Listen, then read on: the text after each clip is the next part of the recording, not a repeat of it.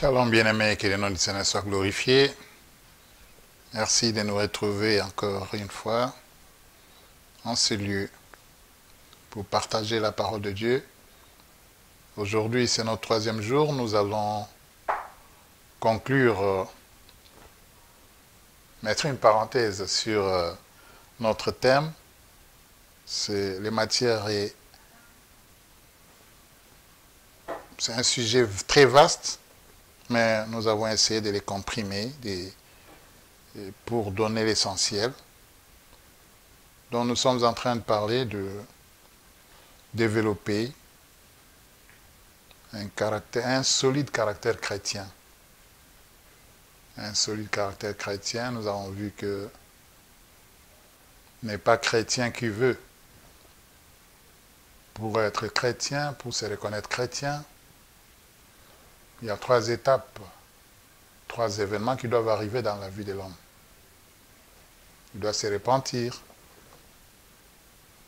L'homme doit se repentir, l'homme doit se faire baptiser, il doit être baptisé et il doit aussi recevoir le Saint-Esprit. Nous sommes maintenant là.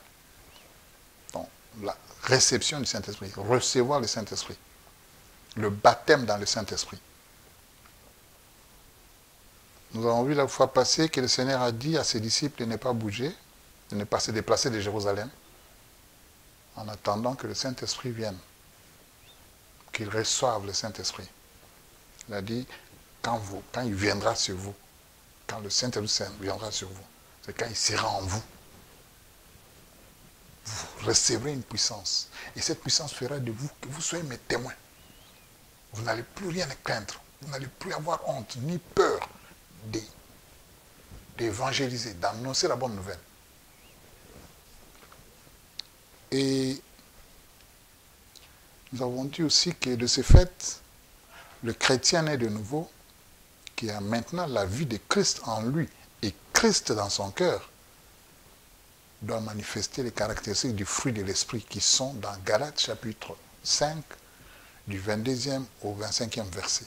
Nous les avions énumérés et nous allons essayer aujourd'hui, nous allons juste donner un résumé de chaque fruit. L'amour, le premier c'est l'amour. L'amour ici doit être entendu comme étant un amour fraternel, un attachement, une affection propre, pouvant conduire au service volontaire, voire même au sacrifice, comme Christ lui-même a fait. Il a tant aimé les hommes qu'il a donné sa vie pour eux. Le deuxième fruit, c'est la joie, le sentiment de bien-être, le bonheur fondé sur les promesses de Dieu et sur les réalités divines. La joie de vivre, la joie d'être chrétien, la joie de savoir qu'on est sauvé. La paix du cœur comme on dit, c'est-à-dire le calme intérieur, la tranquillité qu'on a, qui naît de la confiance entre le chrétien et son sauveur. C'est le troisième. Le quatrième, c'est la patience. C'est la capacité d'endurer les épreuves, la capacité de croire et comprendre que Dieu qui a dit « Je crée la lumière, je crée les ténèbres et je crée la lumière », Dieu qui a, je suis lumière, il a créé aussi les ténèbres. Dieu qui a dit aussi, je donne la prospérité et je crée aussi l'adversité. C'est-à-dire que pendant les moments difficiles, pendant l'adversité, nous devons savoir que Dieu est au contrôle. Parce que c'est lui, il dit, c'est lui qui a créé l'adversité. Ésaïe 45, verset 7. C'est Dieu qui crée l'adversité. Elle ne vient pas comme ça. Non, Dieu sait. Il sait que tu traverses une période difficile. Alors, ce calme-là, cette tranquillité-là, c'est ça que nous appelons la patience. Pas plutôt, oui. La paix intérieure, le calme, la tranquillité. Le quatrième fruit, c'est la patience. C'est la capacité aussi, oui, la patience, la capacité d'endurer les épreuves. La bienveillance, cinquième fruit, c'est l'attitude de quelqu'un qui traite autrui avec douceur, qui cherche le bien-être des autres, la bienveillance. Il est bienveillant celui-là. Il est prévenant. Il ne veut pas faire du mal. Il est prévenant, il ne veut pas faire du mal.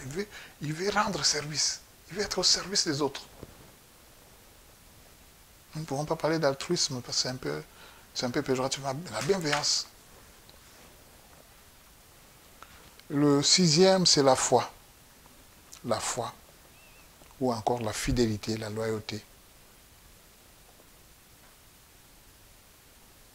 La foi est une ferme assurance des choses qu'on ne voit pas. La démonstration de ce qu'on espère. Hébreux 11, chapitre 1, verset 1er. Hébreux chapitre 11, verset 1er. La foi. Tu n'as pas vu, mais tu espères. Tu sais. Tu as cette assurance-là. 7e fruit, la douceur. La douceur, c'est une attitude d'humilité et de gentillesse. Ce n'est pas un ego, ce n'est pas quelqu'un qui bombe les torses. Mais pourquoi bomber les torses? Qu'avez-vous que vous n'avez pas reçu? Eh bien, si vous avez reçu, alors pourquoi bomber les torses? La bonté. La bonté aussi se manifeste par la douceur et le service. Et 9e donc, enfin, la maîtrise de soi. C'est la capacité de refréner ses pressions, ses passions, ses appétits charnels. La colère monte. L'adrénaline. Vous maîtrisez. C'est ça le fruit de l'esprit. C'est le fruit de l'esprit. Et ceci étant, donc, ces 3 préalables étant réunis, nous allons passer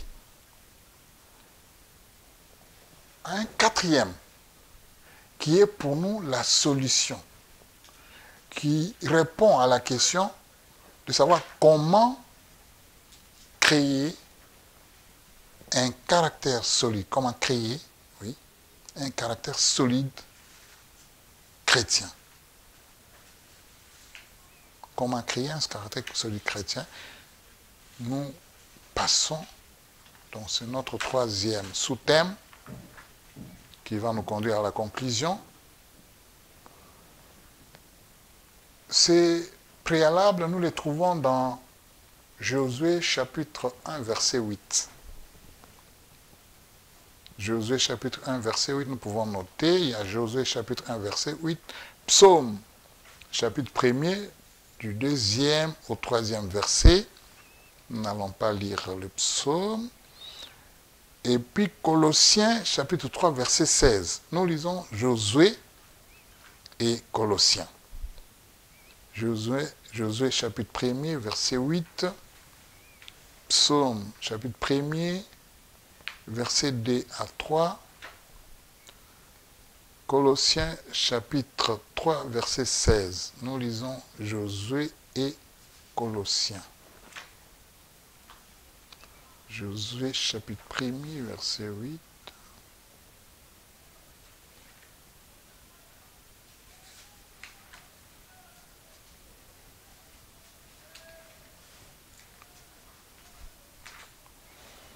La Bible dit,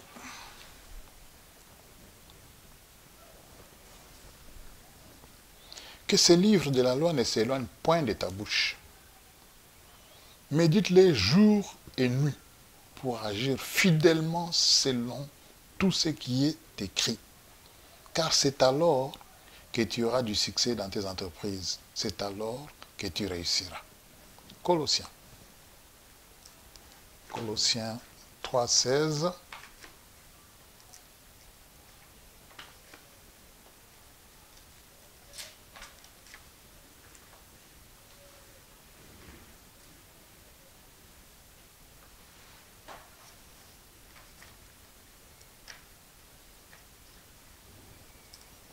Colossiens 3, chapitre, verset 16. Que la parole du Christ habite parmi vous abondamment, Instruisez-vous et exhortez-vous les uns les autres en toute sagesse, par des psaumes, par des hymnes, par des cantiques spirituels, chantant à Dieu dans vos cœurs sous l'inspiration de la grâce. Chantant à Dieu dans vos cœurs sous l'inspiration de la grâce. Donc, dans Josué, il nous est recommandé de lire la parole chaque jour, de la méditer, de la psalmodier, de la ruminer chaque jour pour réussir, afin que nous puissions réussir. Psaume chapitre 1er, verset 2 à 3 dit la même chose. Et nous avons préféré nous attarder sur Colossiens parce qu'il y a un élément, il y a un mot-clé. C'est le cœur. Paul parle du cœur. Le cœur. Il dit que la parole de Christ habite parmi vous abondamment. La parole habite dans le cœur. Instruisez-vous et exhortez-vous les uns les autres en toute sagesse, par des psaumes, par des hymnes, par des cantiques spirituels, chantant à Dieu dans vos cœurs sous l'inspiration de la grâce. Le cœur parce que c'est lui. Nous devons prendre soin de lui. Nous devons prendre soin de notre cœur. Nous nous attardons sur ce passage. Proverbe 4, 23 nous dit « Garde ton cœur plus que toute autre chose, car de lui viennent les sources de la vie. » Garde ton cœur plus que toute autre chose, car de lui viennent les sources de la vie. Donc les sources de la vie viennent du cœur. Si votre cœur est pollué par manque de parole, de la parole de Dieu, si elle est polluée par d'autres choses que la parole de Dieu, ce qui va sortir de votre cœur, ce n'est pas la vie, ce ne sont pas des sources de vie, ce sera la mort. Le Seigneur a dit dans Matthieu, il dit, c'est de l'abondance du cœur que la bouche parle. De l'abondance du cœur que la bouche parle. Donc, le bon, il a dit aussi dans Matthieu 12, 35, le Seigneur dit, l'homme bon tire de bonnes choses dans son bon trésor. L'homme bon tire de bonnes choses dans son bon trésor. Et l'homme méchant tire de mauvaises choses dans son mauvais trésor. C'est le cœur. C'est le cœur. Donc, si le chrétien, né de nouveau, prend soin de son cœur, nourrit son cœur avec la parole de Dieu, nous ne vivons pas ce que nous vivons aujourd'hui.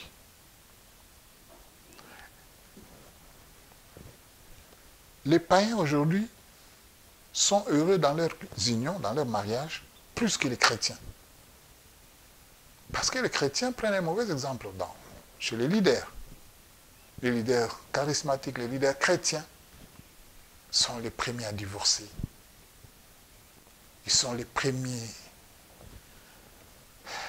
à bafouer. Ils ne pratiquent pas ce qu'ils enseignent. Nous devons pratiquer ce que nous enseignons. La parole, nous devons non seulement la confesser, mais la vivre. Donc nous devons prendre soin de notre cœur. Tout vient de là. Les envies, le meurtre, les jalousies, l'animosité, tout vient du cœur. Mais pourquoi ça vient de là? Parce que nous ne nourrissons pas notre cœur. Il est affamé. Il est sec. Nous devons les nourrir. Les nourrir avec quoi? Avec la parole de Dieu. Nous devons imiter Christ. Colossiens 4, 22, 24, nous allons lire. Plutôt Éphésiens. Éphésiens 4, 22, 24. Homme nouveau contre le vieil homme. Ces combats-là, nous ne pouvons l'emporter que si la parole de Dieu demeure en nous et que si nous la vivons. Ce n'est pas qu'elle doit demeurer comme ça, comme un dépôt entreposé. Non, non. Nous devons la vivre. Les combats. Éphésiens chapitre 4, versets 22 à 24, il nous est dit,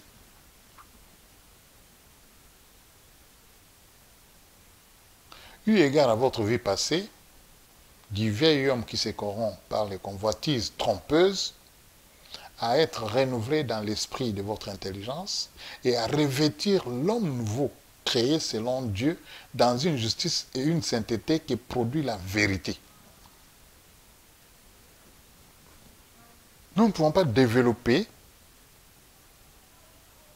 un solide caractère chrétien si nous nous laissons emporter, nous nous laissons conduire par le vieil homme. Il est mort. Il est mort. Il a été crucifié. Il a été crucifié. Notre cœur. Notre cœur.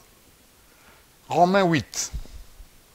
Nous sommes en train d'atterrir doucement. Romains chapitre 8, versets 29 à 30. Il nous est dit ceci.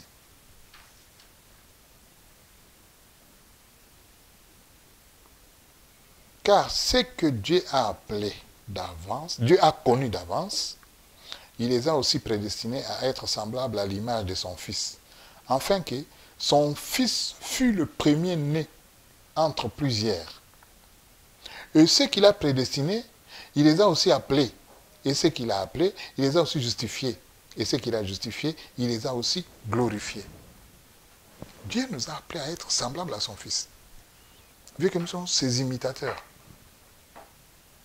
Jean, dans son épître, il dit, tel il est, tel nous sommes. Tel il est, tel nous serons.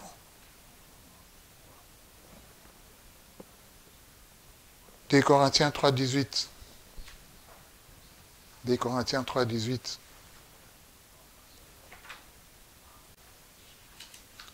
La Bible dit, «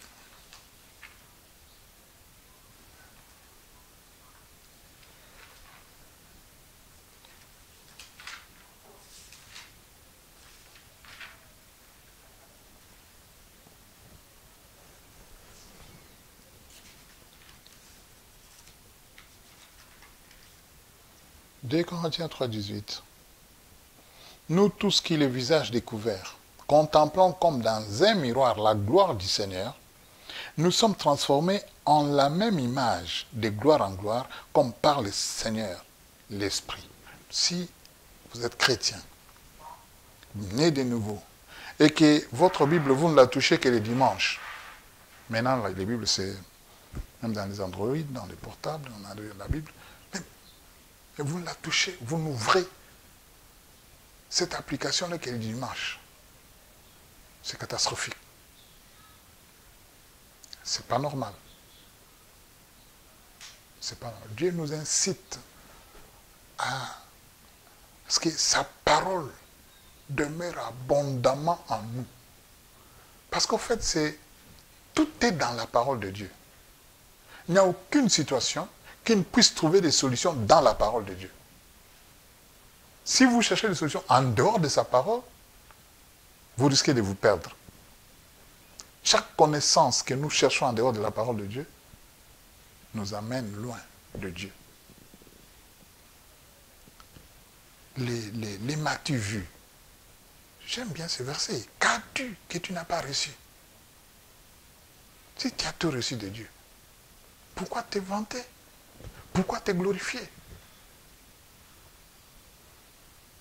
Jérémie 9, 23, 24, il dit que celui qui se glorifie ne se glorifie pas parce qu'il a ceci, parce qu'il est fort, mais il doit se glorifier parce qu'il connaît Dieu. Que celui qui veut se glorifie parce qu'il connaît Dieu. Nous devons connaître Dieu. Les connaître, c'est sa parole.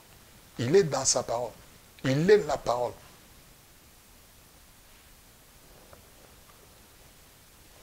Donc, bien-aimés, nous ne pouvons pas prétendre développer un solide caractère chrétien si nous n'avons pas la parole de Dieu en nous.